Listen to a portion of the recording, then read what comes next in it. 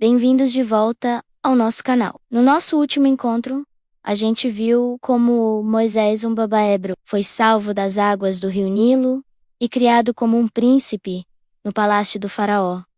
Foi uma história incrível, não é mesmo? Mas o que aconteceu depois que ele cresceu e descobriu sua verdadeira origem? É isso que vamos descobrir hoje. Então, já deixa o seu like, se inscreve no canal e vamos continuar essa jornada fantástica. Depois de fugir do Egito por defender um hebreu, Moisés passou 40 anos vivendo como um pastor de ovelhas em uma terra distante chamada Midian. Ele se casou com uma mulher chamada Zípora e teve filhos. A vida dele era tranquila, longe da agitação do palácio. Ele cuidava das ovelhas de seu sogro, Jetro, e todos os dias pareciam iguais. Mas Deus tinha um plano muito maior para a vida de Moisés. Um plano que mudaria não apenas a vida dele, mas a de todo um povo. Um dia, enquanto Moisés pastoreava seu rebanho perto de uma montanha chamada Horebe, também conhecida como o Monte de Deus, ele viu algo muito estranho. Uma moita, um arbusto no meio do deserto, estava pegando fogo, mas não se queimava. As chamas dançavam ao redor das folhas e galhos, mas o arbusto continuava verdinho, intacto. Curioso, Moisés pensou. Ué, que coisa diferente. Vou chegar mais perto para ver por que esse arbusto não vira cinzas. Quando Moisés se aproximou, uma voz poderosa o chamou de dentro do fogo. Moisés, ele surpreso, respondeu. Eis-me aqui. A voz então disse, não chegue mais perto. Tire as sandálias dos seus pés, pois o lugar em que você está é terra santa. Era o próprio Deus falando com ele. Moisés ficou com medo e cobriu o rosto, pois sabia que estava na presença do Criador de todas as coisas. Então Deus disse a Moisés que tinha visto o sofrimento do seu povo, os hebreus, que eram escravos no Egito. Ele ouviu o choro e o clamor deles por liberdade. E Deus declarou que tinha chegado a hora de libertá-los. E adivinha quem ele escolheu para essa missão gigantesca? Sim, o próprio Moisés. Deus disse, agora pois vá. Eu o envio ao faraó para tirar do Egito o meu povo, os filhos de Israel. Imaginem o susto de Moisés. Ele, um simples pastor que já estava com 80 anos de idade, sendo enviado para enfrentar o homem mais poderoso do mundo, o faraó do Egito. Moisés se sentiu pequeno e incapaz. Ele perguntou a Deus, quem sou eu para ir ao faraó e tirar os filhos de Israel do Egito? Ele achava que não era a pessoa certa. Ele tinha fugido de lá, era procurado, e agora Deus queria que ele voltasse. Parecia impossível, mas Deus o tranquilizou, dizendo, eu estarei com você. Essa é uma das promessas mais lindas que podemos ouvir. Não importava quem Moisés era, mas sim quem estava com ele. Deus prometeu que não o abandonaria. Mesmo assim, Moisés ainda tinha dúvidas. Ele perguntou, se eu chegar aos filhos de Israel e disser, o Deus de seus pais me enviou a vocês, e eles me perguntarem, qual é o nome dele? O que eu direi? E Deus respondeu com o seu nome sagrado. Eu sou o que sou. Ele disse a Moisés para dizer ao povo, eu sou me enviou a vocês. Esse nome significa que Deus é eterno, que ele sempre existiu e sempre existirá. Ele é o Deus Todo-Poderoso, que cumpre o que promete. Com essa revelação, Moisés tinha autoridade divina para falar em nome do Criador. Ainda assim, Moisés não se sentia confiante. Ele disse a Deus que o povo não acreditaria nele. Então, Deus deu a Moisés 3 sinais milagrosos para provar que ele era um enviado divino. Primeiro, Deus mandou Moisés jogar seu cajado, sua vara de pastor, no chão. Assim que o cajado tocou a terra, ele se transformou numa cobra.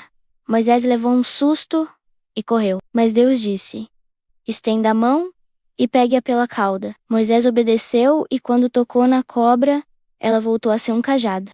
O segundo sinal foi ainda mais surpreendente. Deus disse a Moisés para colocar a mão dentro de sua túnica, sobre o peito. Quando ele tirou a mão, ela estava branca como a neve, coberta por uma doença de pele chamada lepra. Depois, Deus mandou ele colocar a mão de volta na túnica. Ao tirá-la novamente, a mão estava curada, normal como antes. O terceiro sinal seria transformar a água do rio Nilo em sangue. Com esses sinais, o povo acreditaria. Mas Moisés ainda arrumou outra desculpa. Ele disse: Senhor, eu nunca fui bom de conversa. Eu sou pesado de boca e de língua. Ele estava dizendo que não era um bom orador, que talvez gaguejasse ou não soubesse encontrar as palavras certas para convencer o faraó, mas Deus, com paciência, respondeu: Quem deu boca ao homem? Quem o faz mudo? Ou surdo? Ou que vê? Ou cego? Não sou eu, o Senhor. Agora, vá, eu estarei com a sua boca e o ensinarei o que você há de falar. Mesmo com todas essas promessas e sinais, Moisés, ainda inseguro, pediu: Senhor, por favor, envia outra pessoa. Deus ficou descontente com a falta de fé de Moisés, mas em sua misericórdia, ofereceu uma solução. Ele disse que o irmão de Moisés, Arão, era um ótimo orador. Deus prometeu que Arão iria ao encontro de Moisés e seria seu porta-voz. Moisés falaria a Arão o que Deus lhe dissesse, e Arão falaria ao povo e ao faraó.